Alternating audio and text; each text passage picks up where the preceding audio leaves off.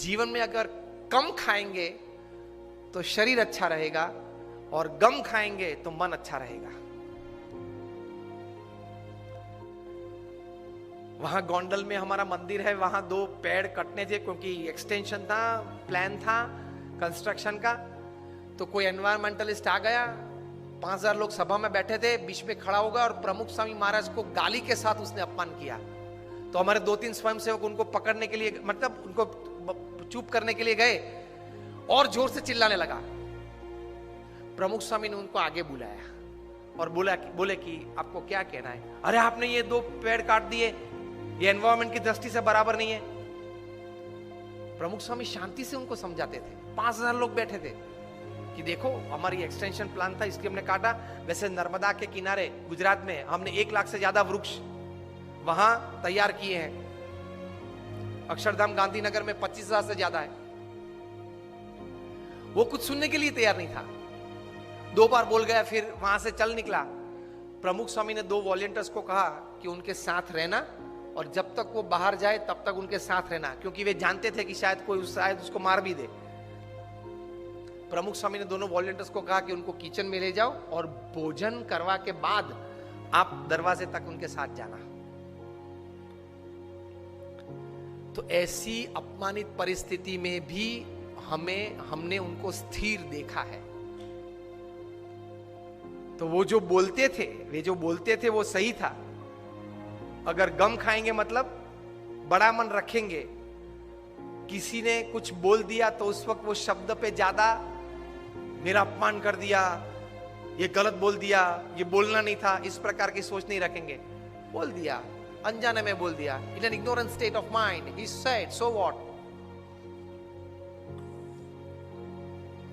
So he could digest. और हमारा मन तो कितना निर्बल है।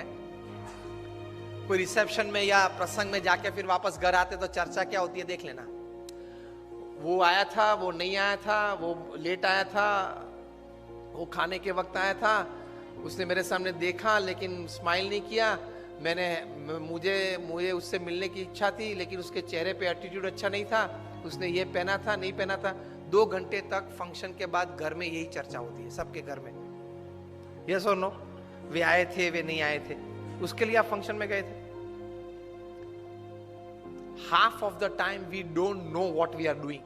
एटीट्यूड्स हमारे बहुत चीप हो गए। तो मन जरा दृढ़ रखना। Accept and welcome wrong attitudes and insults in life. देख तो लो, चेक तो कर लो आप इमोशनली कितने स्ट्रांग है। इमोशनली आप कितने स्ट्रांग है चेक कब होगा? जब आपका किसी ने अपमान किया,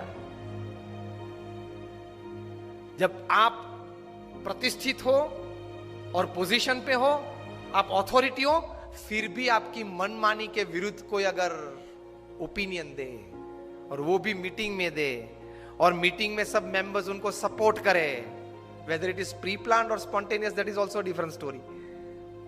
उस वक्त आपकी अंदर की हालत कैसी बनती है वो आपके एटीट्यूड पे निर्भर होगा। If my opinion works, I am happy to work. If my opinion does not work, somebody else's opinion prevails, I am more happy to work. तो ही महान बन पाओगे।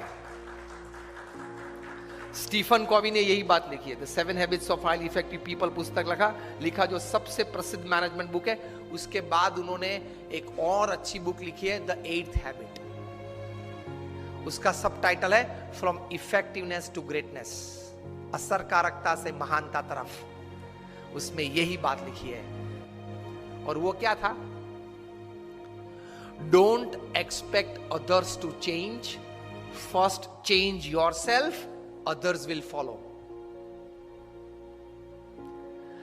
वो व्यक्ति मुझे अनुकूल हो वो बाद में सोचना, पहले कौन सी जगह पे मैं उनको अनुकूल हो सकूं वे पहले आप सोचें। This is spirituality in management. Upanishad में यह बात है। All credits to Stephen Covey, ये विचार के हिसाब से, लेकिन ये विचार हमारे उपनिषद में है। Don't expect others to change. I am quoting Stephen Covey, not just word to word, but letter to letter. Don't expect others to change. First change yourself to suit others, and then others will follow. तो attitude ये रखना है काम करने कि मुझे सब कोई अनुकूल हो तो देखो मैं कैसा काम कर पाता हूं, वो एटीट्यूड नहीं है, गलत है। आप अपनी टीम को अनुकूल होके सबके पास अपनी एनर्जीज डेवलप करके टीम वर्क बढ़ा के कैसा काम कर सकते हैं, वही सफलता है। तो that comes in attitude. Don't expect others to change, otherwise everybody is expecting others to change.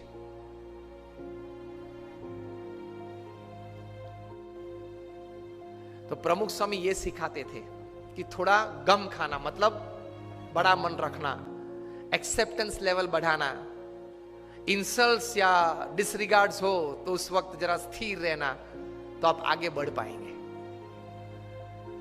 You are not checked by your performances, you are checked by how you handled failures.